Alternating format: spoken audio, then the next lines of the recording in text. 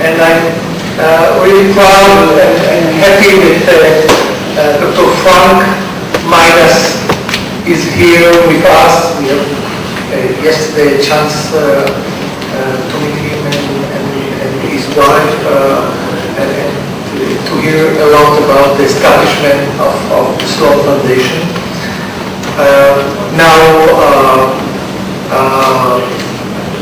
Frank is a senior advisor in the Sloan Foundation after 13 years of directing it in the past. He was born in India, and only after finishing his formal education, he immigrated to the USA. He received PhD in applied physics from Cornell University in the state in 1961, and then spent 27 years in the IBM Corporation in a variety of responsibilities. I have a full page of these responsibilities, but I only mention a few. He was the vice president of the research of IBM, of the research division. He was also a vice president and director of the college and university system of IBM. And after 27 years, he joined in 1992 to the Alfred Sloan Foundation as the program director and the founder of the ALN network. During the 17 years he spent as the director of the foundation, Dr. Mayadas was involved in a number of areas: online education, globalization of industry, industry study, and career choice in technical fields. And he started the online learning program in 1993, the day, the year the internet was born. And this program, known as Anytime, Anyplace Learning, reminding the third mobile ubiquitous revolution of today. And he funded and was the president of the Sloan C consortium, which Mental this year will be part of this consortium, and we hope for many interaction between our American friends and Israel. And also he chaired the Premier Society for Professional Engaging Online Education Programs.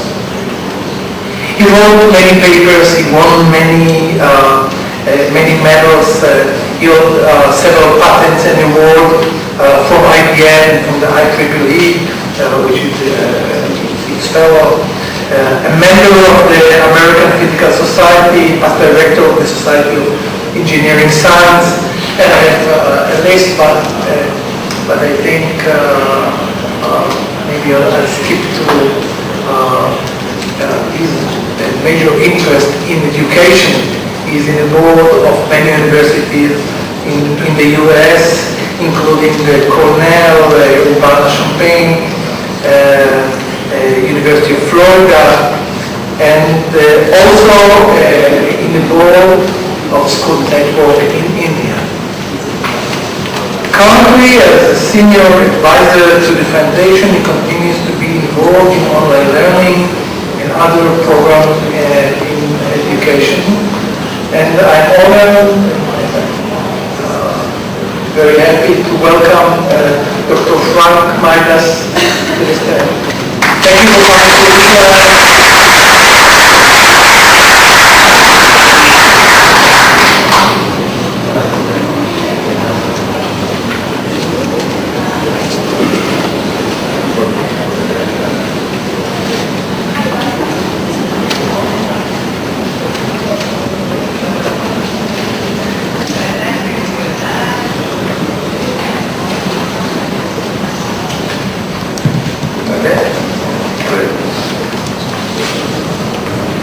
good morning, and thank you very much.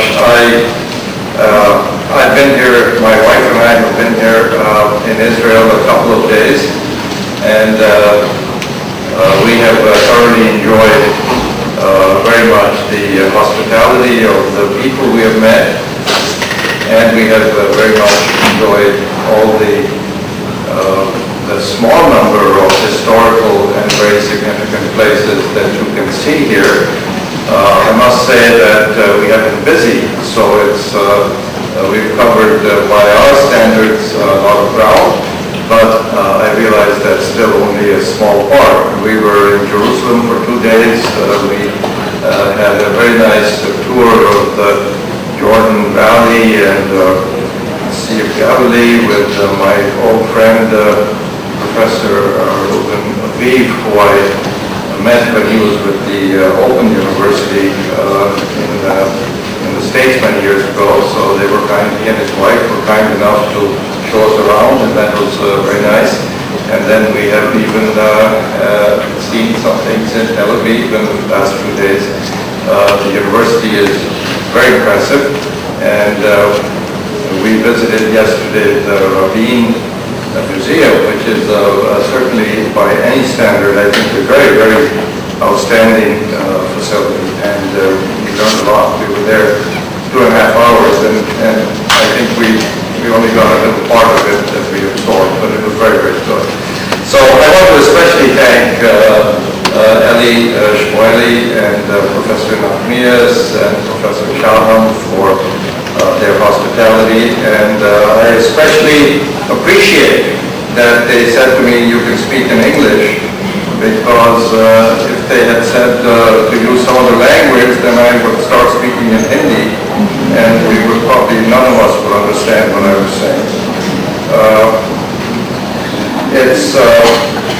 It's also very nice for me to come here in the morning and see this room full of people. I'm always gratified when I see that there are people there. It is quite different. When I was very, very young and I had just left Cornell and gone to work at IBM, I was a young researcher. And one time I remember I was asked to present my results to a very senior person at IBM, a very impressive man who I had never met. And so I walked into the conference room, and he was the only person there.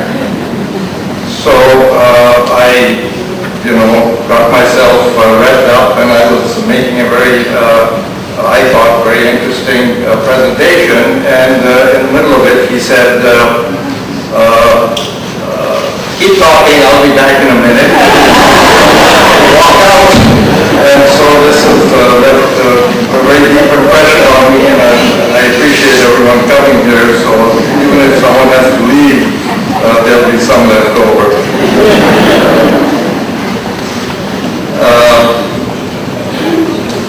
I have for you today a simple message, and that is that online education, e-learning, or whatever you'd like to call it, anytime, any place, the modern version of internet-based education, is, in my opinion, one of the most important things that has occurred in the history of educational technological advances.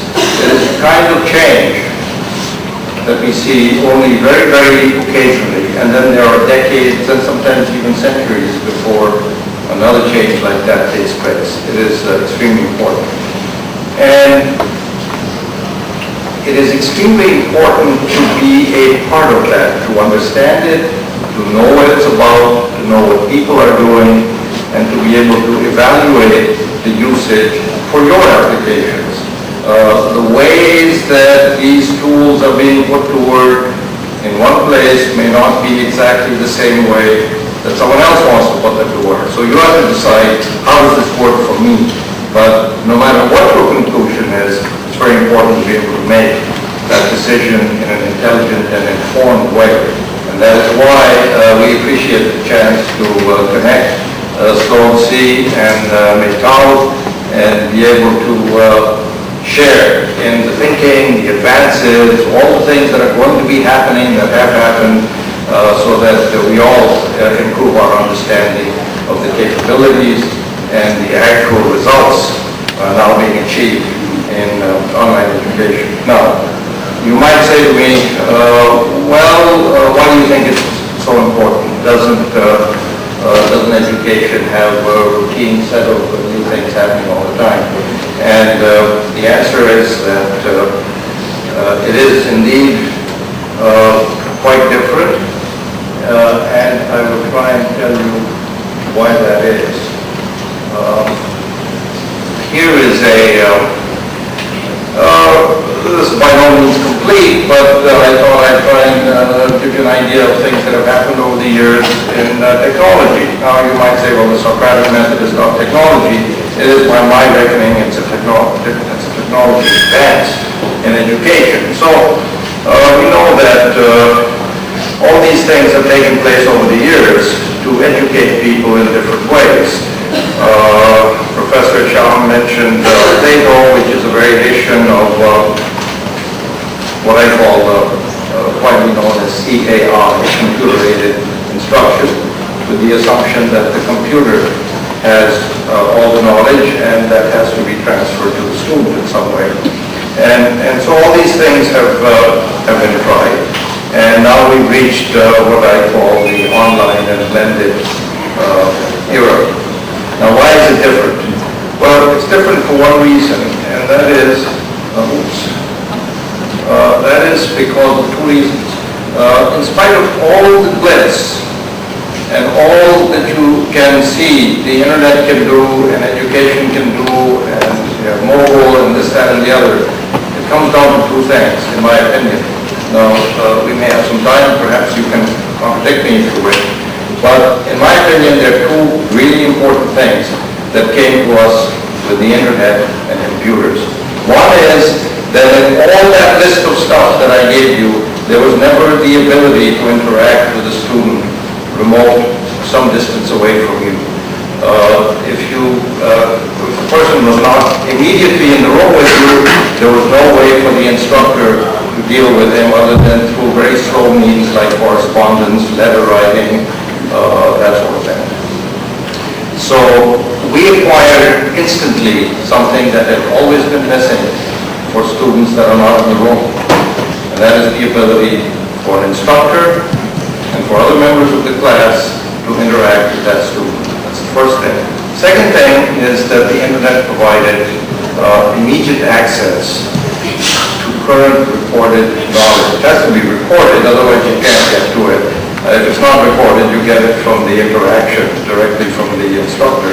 But if it's recorded, you can get it instantly. And that would include the small pieces you might need to develop a course, such as Berlot and other facilities provide, or it may include writings, all of which can be made available. Course materials, anything of that sort can be instantly updated and available.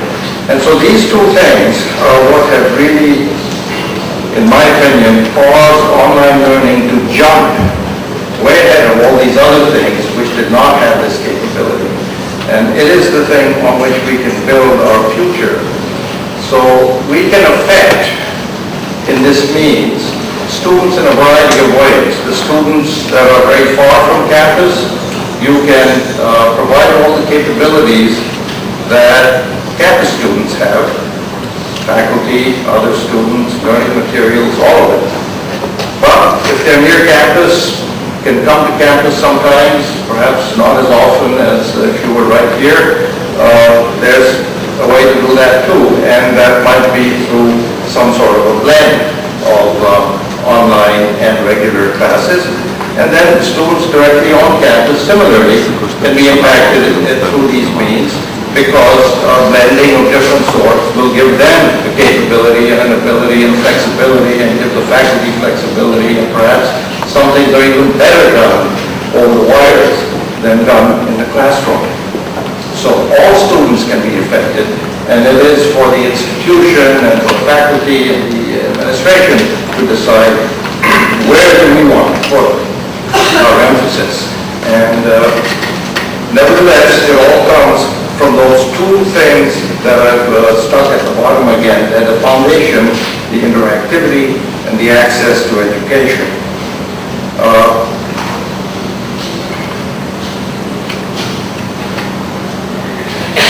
I should say that I left IBM in 1992 mainly because the promise of those two things was so compelling.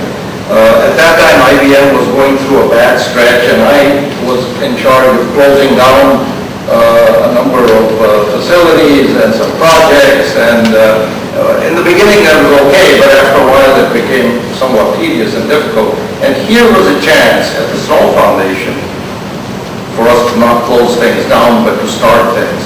And if we felt this was important, we also had our own money. The Sloan Foundation has its own money to be able to accelerate and stimulate university work in these areas. So this was a great opportunity for me personally, and so I did it. And I started the Sloan program that began in 1993. We have given away money over the years to over 120 campuses to do three things. One, at campuses, we gave money to start courses, develop degrees, and do more than one degree. In the beginning, only courses, then we said, okay, we know how to do that, let's move on to degrees and so on. Second part, to create a community. Not just at one campus to have courses and things, but let's find a way to share the learning and the wisdom, what we are finding out.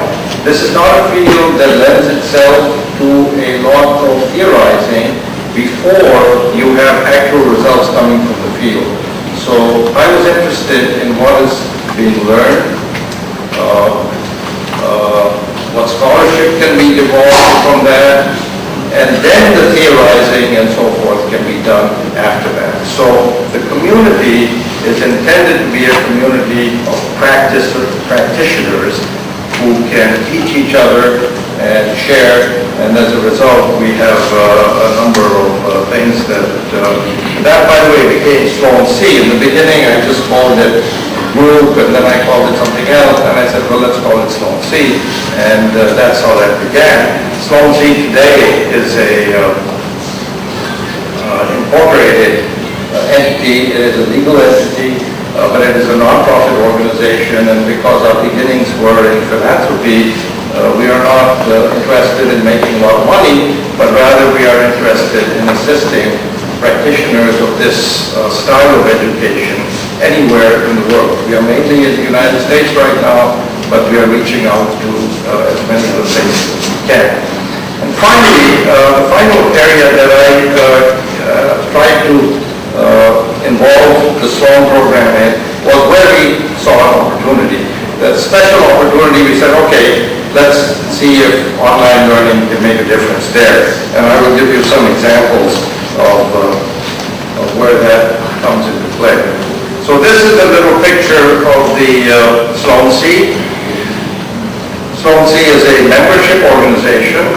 It has three kinds of things that it does that are intended for practitioners and providers. It does these three things for the benefit of our members, and even those who are not members can access our publications. JALN is one of the most prestigious journals in the field of online learning. It is a scholarly journal of refereed materials. Sloan C has 3 conferences every year. A big one in Orlando that will be coming up in November. Another one in San Jose, California, that is mainly on the technology side, intended to look at the newest technologies that are impacting education. This will be on July 11th, 12th, 13th, I believe, coming up. And then there's another conference that's held in Chicago that is held in the spring usually. It's already been held. That is only devoted to blended education. How can you blend a course to create an effective education educational experience, how you blend for a degree, what's the scholarship of blending, and so forth. Blending, in my opinion, is by far the most important, biggest eventually. Right now it's not, but it will become by far the biggest, because campus students, near campus students will all be blended students, in my opinion. And we can expect to see that over the next 10 years. Sloan also has an education program. If you are interested in being a certified teacher or online instructor, they have a certificate. You have to take 4, 5, or 6 courses. If you wish to have a certification as a blended instructor, they have another sequence for that. They offer about 150 classes during the year in different aspects of online learning, such as intellectual property issues, all kinds of things that are of interest to people that might be in the field. So that's a little picture of where the community has arrived at, and we intend to make Sloan a fully self-sufficient organization that stays in business and can be a useful part of hopefully your lives and the lives of many other professionals in the years to come. This is the last example that I gave of opportunities, and I just thought I'd give you an example. There were 3 things that come to my mind that I did over the past 15 years that are special opportunities. We jumped in, we did something, or we thought we could make a difference. The first one is a consortium called McTel. It provides education and training to workers in the telecom industry in the United States. All the communication companies, AT&T, Verizon, Quest, all of them are part of the consortium that oversees this. All the degrees and courses are given by 2 or 3 universities that are members of the consortium. Pace University in New York is one. And if a lineman, let's say, or a telephone technician wants to get a degree, they can get it fully online. And McTel offers degrees in every state in the country. And because it's not so different, telecom is somewhat similar with some changes. This program could be used anywhere in the world. Another one is I worked with the U.S. Army some years ago, and they were interested in how to provide education for soldiers, because soldiers move from one base to another, and if they were going to college somewhere, then they have a big problem. If they were at Fort Lewis in Washington, and they moved to Fort Hood in Texas, then how do you continue your education? And so they were interested in online. We helped them with that, and today 60% of all education in the American Armed Forces, the Army, Air Force, Navy, 60% is online education. And we were very pleased that we could help, and we no longer do anything with this. We got it started, and they're doing perfectly well without us now.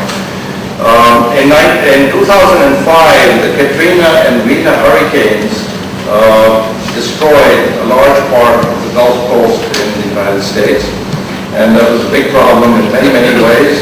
And I realized education was not the solution, but it was a solution for some. About 13 universities and colleges in the Gulf area sank under the waves of the flood. And the students had to flee, and many were very close to completing their work.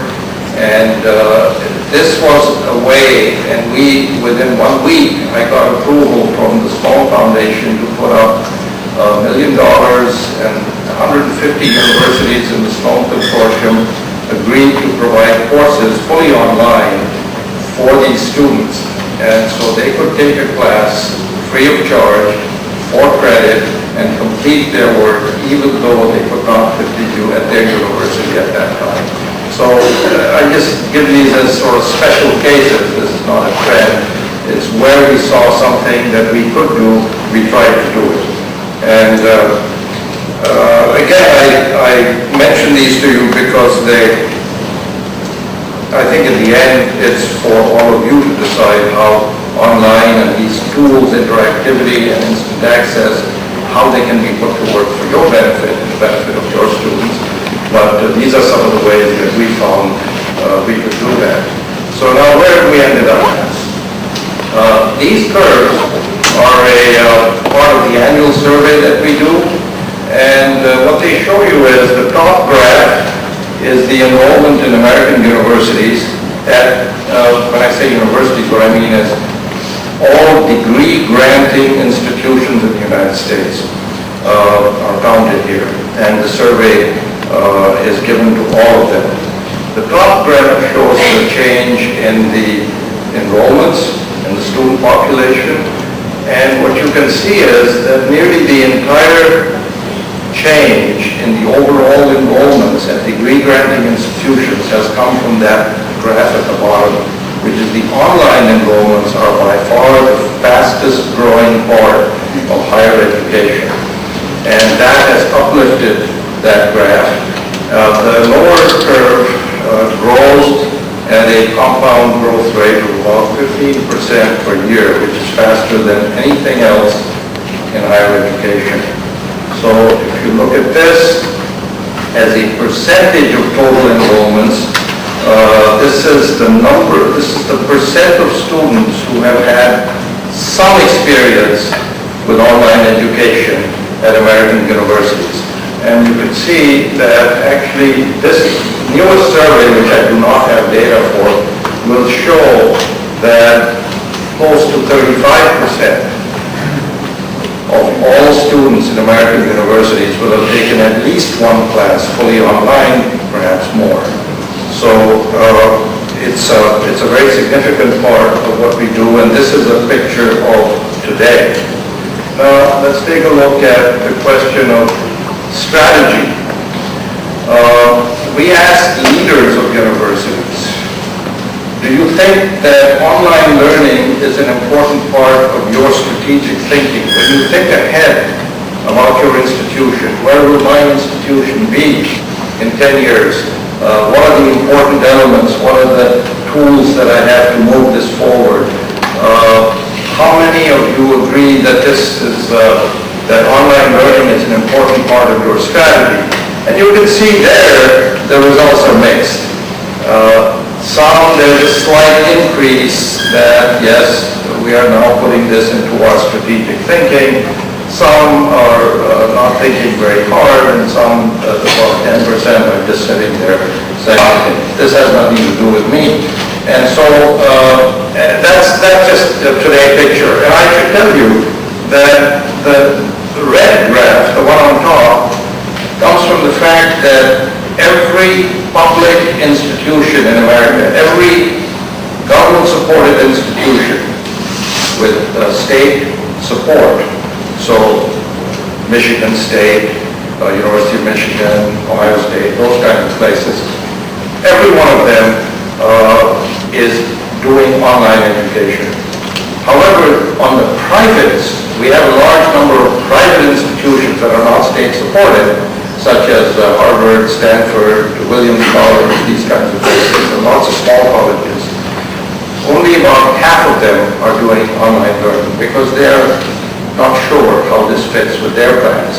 But the publics, there's no doubt. Community colleges, the universities, the publics, they're all practicing in some way or the other. And finally, there's this eternal question, which is this stuff any good? Is it as good as a traditional classroom, for instance? And you can see that you get, again, a picture that's somewhat mixed. There's about a bit over 10% who think it's a little better than regular classrooms. There's a large number who say there's no difference. There's a certain number that say it's not quite as good. And there's again about 10% who say it'll never be.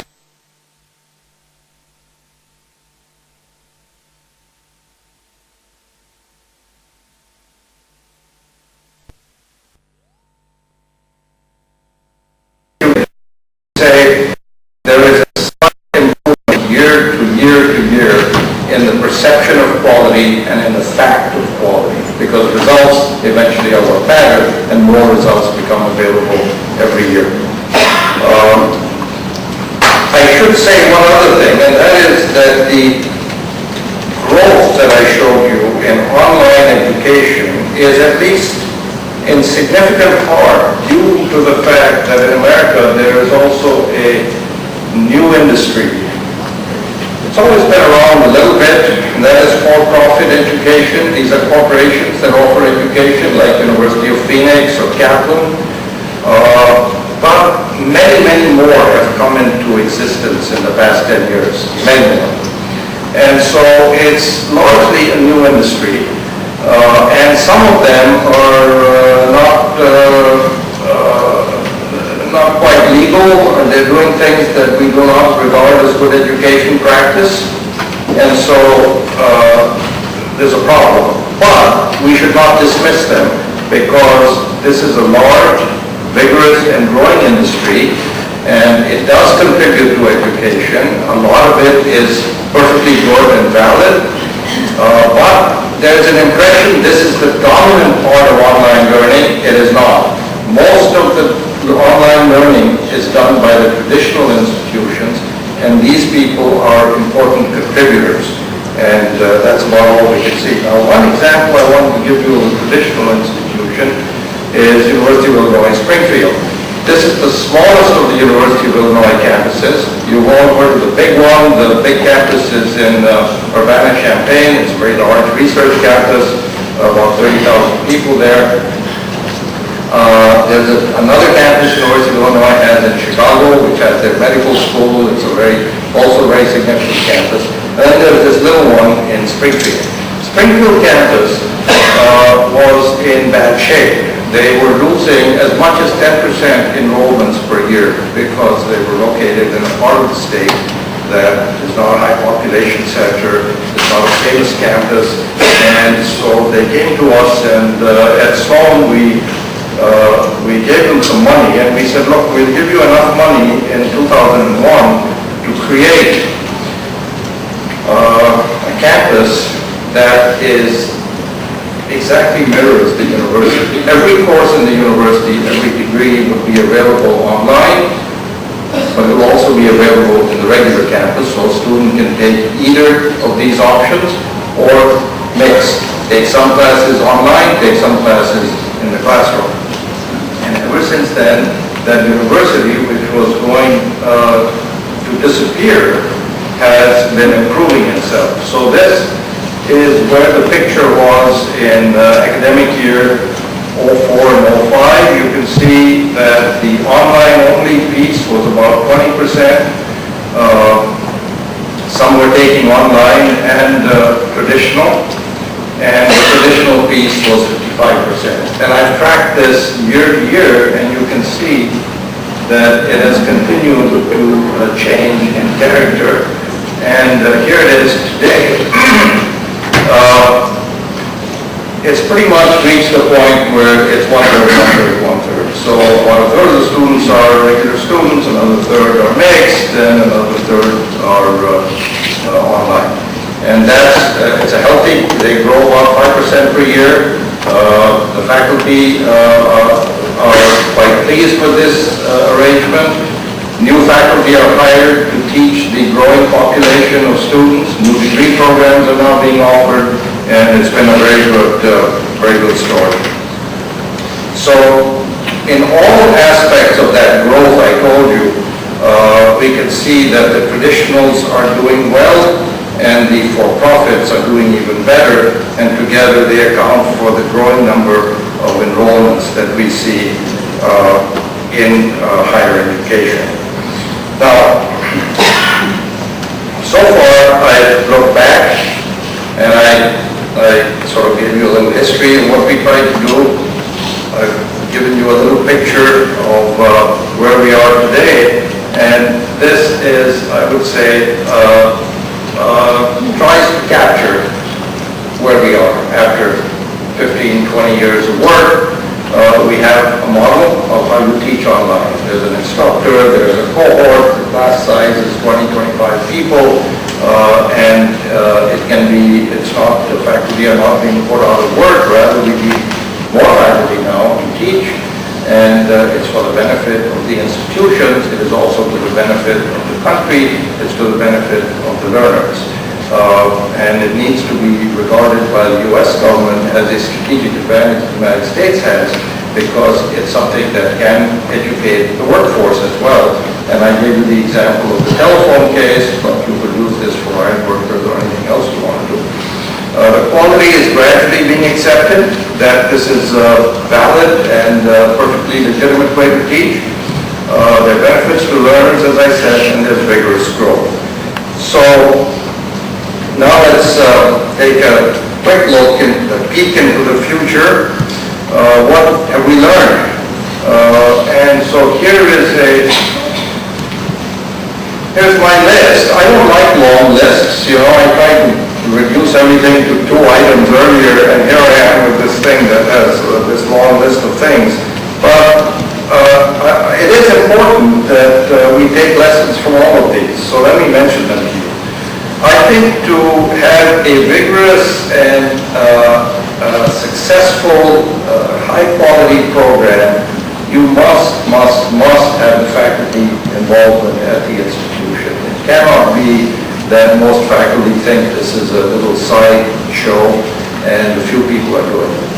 I don't know, I don't have a prescription for how you should do it, but perhaps working with Sloan, there are ways we could talk about what are the things that have been done. I could share with you offline things I know that have been done to involve faculty more deeply in online learning and what they're looking for and what doesn't work. What doesn't work is saying, we're going to do online learning. That doesn't work. But there are things that do work. But faculty, in my opinion, are the number 1 priority and will be the bottleneck if we are going to advance this field. And we ignore that, we're in trouble. Secondly, I think the leadership is very important. I think the leadership of the institution must decide that online learning is a strategic asset. It's a tool that we can use. It is not an end in itself. It's something you say, okay, here's a new capability. Do I really need a new classroom? Do I really need a new building? Do I really need to do all these other things I might be doing? But perhaps I can trade some of these things off one against the other. It's the kind of strategic thinking that needs to be done and is not enough. I think blended education, as I mentioned earlier, is the sleeping giant. It is not very big today. Universities don't even count it. I showed you those graphs of growth and so forth. Blended is not there. Universities count their online enrollments. They have a way of keeping track of all that, so when you ask them how many online students do you have, they can tell you. But when you ask them how many blended students you have, they don't know. So blended is a sleeping giant. It will eventually be the most important part of education. I think scholarship, data, and analytics are an important element in a vigorous and good program. You need to be studying this, not just doing it. You need to understand where your students are coming from, who they are, what they need, how successful you've been, all these things that I talked about earlier. I mentioned quality outcomes assessment. I said the quality issue is an old issue. We need to stay on top of that. We need to eventually do some pedagogic innovation so that we can eventually declare that it's not only as good as a classroom, but there are ways to make it better in some places. We ought to do that. And interactivity, I think, has been not fully redeemed. I said in the beginning, this was the exciting thing, ability to interact. And the most important things in interactivity have not come from education. They've come from things like social networks, which are not intended to be for education, but we should be ready to borrow these things, put them to work for what we want. I've indented 2 items that I don't think require a lot of attention because they're going to come into our hands anyway. One is technology. Technology has been hugely helpful, and it is not done for education. Technology is done for other reasons, but we can borrow it. So nimbleness is more important than sitting there having big dreams about technology. Just look out and see what's happening. Look at the fact that 20 million apps are out there today. How do we put that to work? Every one of those little modules is educational in some way. Maybe we can make courses out of it. Instant access, it's it's not a concern. It's an important result. Google will, perhaps Google or some other outfit will put every recorded book available to everyone sooner or later. And you'll be able to bring up any old manuscript you want to read. It'll be available for you. We need to continue to make sure that education resources are also available. And, but that's being done also. So I don't think that's an area that I would say we have to spend a lot of time on. It's going to happen. And finally, I note here that the schools, this was not in my mind when I joined Sloan. I did not think it would work in the pre-college education, but that's become important. And it is growing even faster than the college education. It's not as big, but it's growing faster. And it is a very significant thing. In some remote schools, you can offer first-grade courses, bring them in online from somewhere else. Those kids don't have to be deprived. There may be one or two who are truly capable, brilliant kids who have that opportunity to take these classes and go to a first-class university. So you can change K-12. I think in the coming years, these will be important. So in a way, I think I've told you my story now, which is that interactivity and instant access were the two pillars on which I felt this would be important. Have we fully fulfilled those, the promise of those? No. We have lots of work to do, but much has already been done, and we should feel very good about what's been done. And I think a really important part of progress comes from working together. And I look forward to having Sloan C continue to be a part of what you're trying to do. And we'll talk about how we might perhaps in the future play a role there. But thank you for allowing me to make these comments. And it's been an excellent experience for me, and I hope we can continue to move the ball. Thank you.